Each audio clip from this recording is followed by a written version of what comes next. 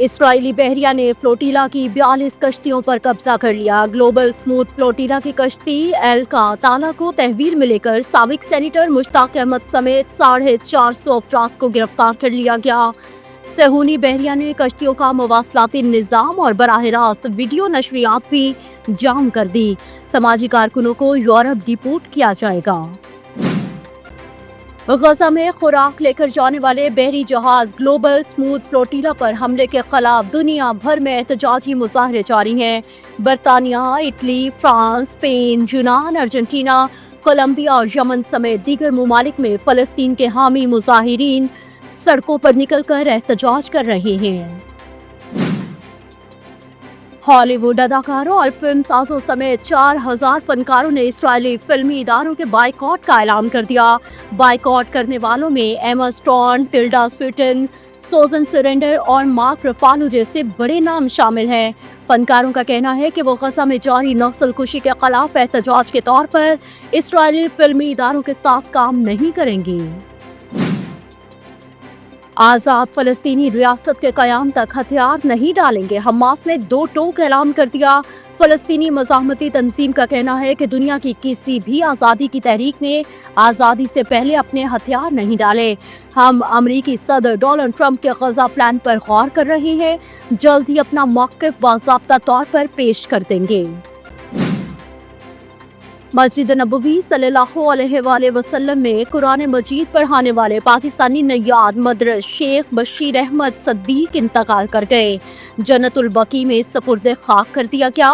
شیخ بشیر احمد صدیق 60 سال سے زائد عرصے سے مسجد نبوی میں قرآن مجید کی تعلیم دے رہے تھے۔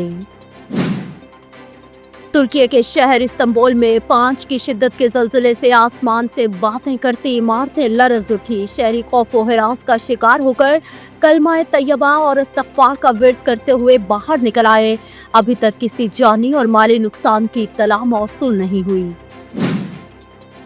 اسلام آباد اور راولپنڈی میں تیز ہواؤں کے ساتھ موسلادھار بارش اور ژالہ باری نے سردیوں کی نوید سنا دی۔ ٹھنڈی ہواؤں کے ساتھ خنکی میں اضافہ ہونے لگا۔